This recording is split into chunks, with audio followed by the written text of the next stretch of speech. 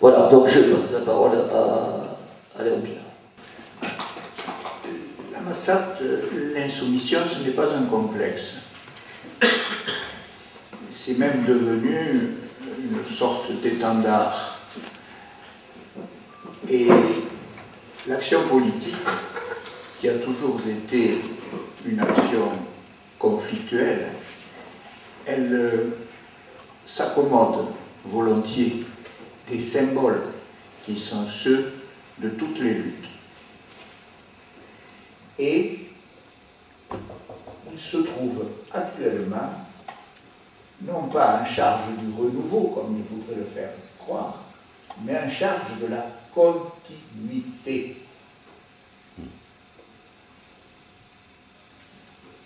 Et ça, c'est mon analyse et je la partage.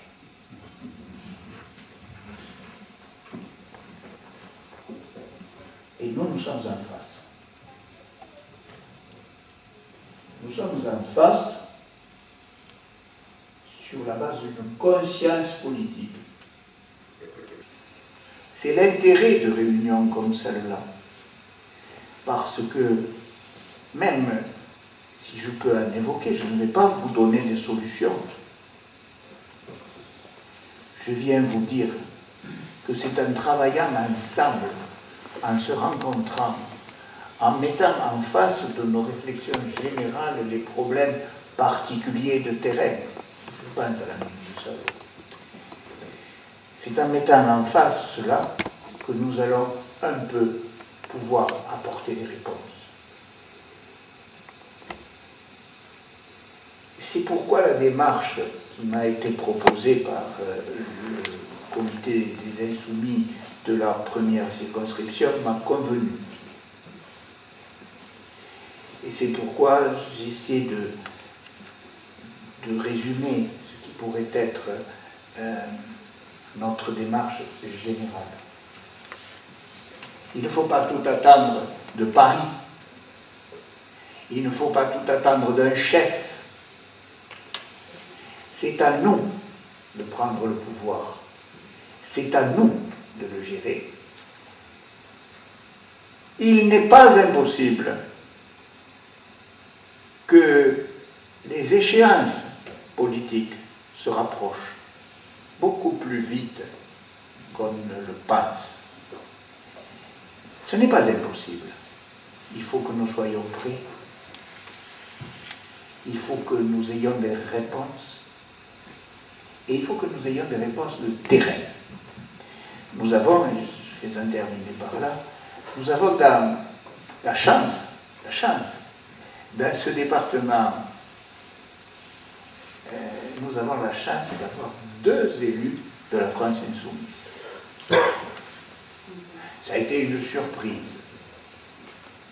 Ça a été une surprise et on ne va pas s'amuser à faire l'analyse scientifique de ce succès, de ses raisons et de sa conjoncture, parce qu'elle pourrait être un peu embarrassante.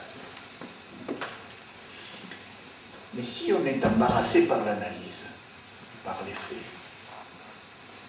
et si, comme au plan national, on constate que le président de la République n'est élu que par 18% des inscrits, il n'en est pas moins que nous avons une situation politique, des luttes qui sont engagées et des échéances à préparer. Les 2 députés de la France insoumise de l'Ariège, je suis persuadé qu'ils jouent leur rôle au Parlement. Bénédicte parlera plus complètement et je pense qu'elle répondra à nos questions. Ils jouent leur rôle au Parlement. Il faut qu'ils considèrent aussi le terrain dont ils sont issus, qui est particulier, qui est singulier. Celui dont parlait mon adjoint tout à l'heure, celui des luttes locales et du blocage qu'il peut y avoir, vous le savez, au niveau des institutions qui font vivre les gens ici. Parce qu'ici, de quoi s'agit-il?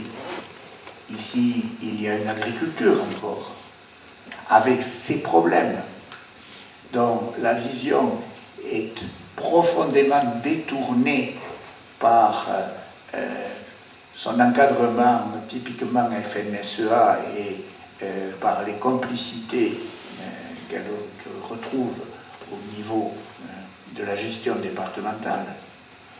Il y a l'école qui, singulièrement à Massat, prend de l'essor, parce que l'école, c'est d'abord les enfants, et pour enseigner quelque chose, il faut avoir un public.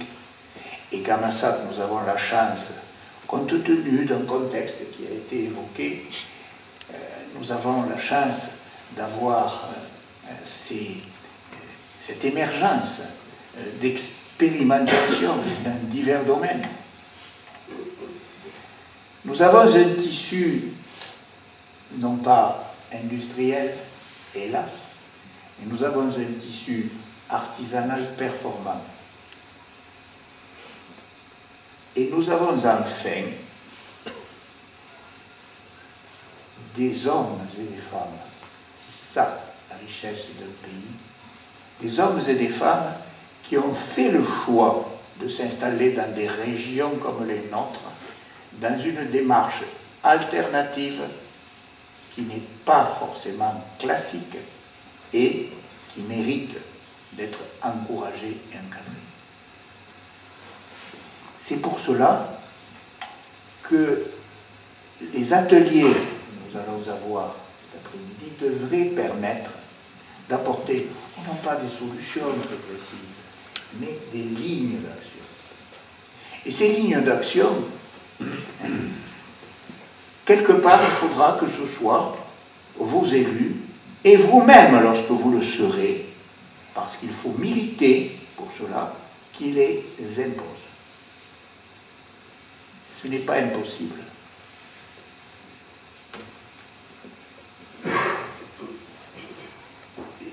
Comment vous dire? C'est un peu de scrupule, mais enfin, j'ai été élu conseiller général de ce canton le 19 mars 1976, le même jour qu'un certain Augustin Bonrepos.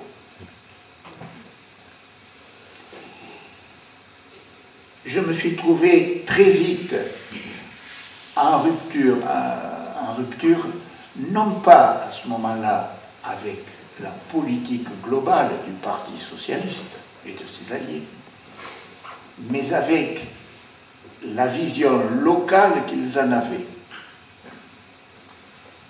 avec les méthodes qui étaient employées, avec la façon avec laquelle ils s'appliquaient pour contrôler tout le système de A à Z. J'ai vécu la formation de la fédération pastorale.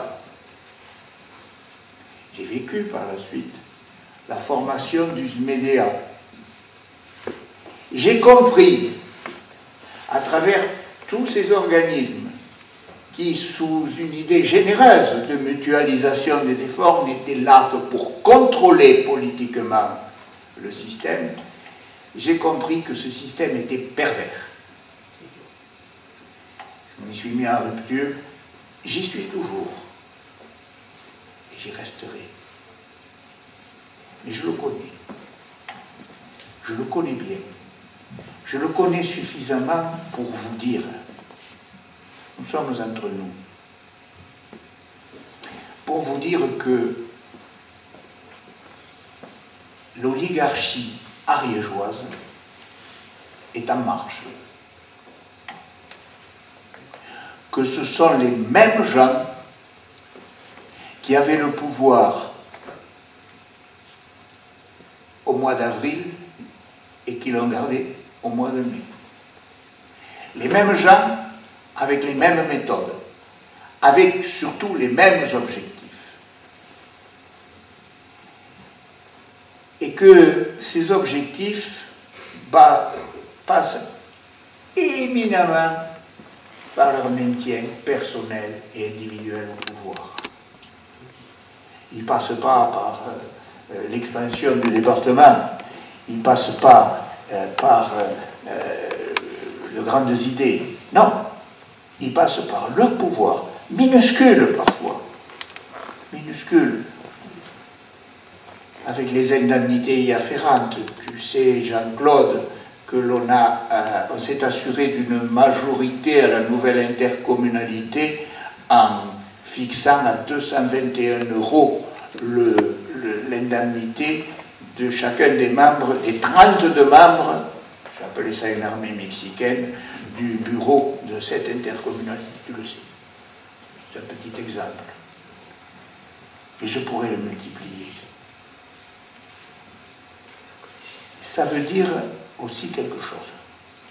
Et ce sera ma conclusion. Nous, je pense, nous sommes droits dans nos bottes. Et nous avons des adversaires. Nous luttons contre le reste de l'Ariège. Je dis bien le reste.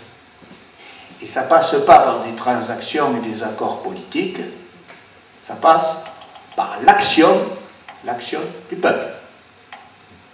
Et c'est à ça que nous devons travailler. Et c'est à ça que nous allons inviter les 2 députés qui nous représentent.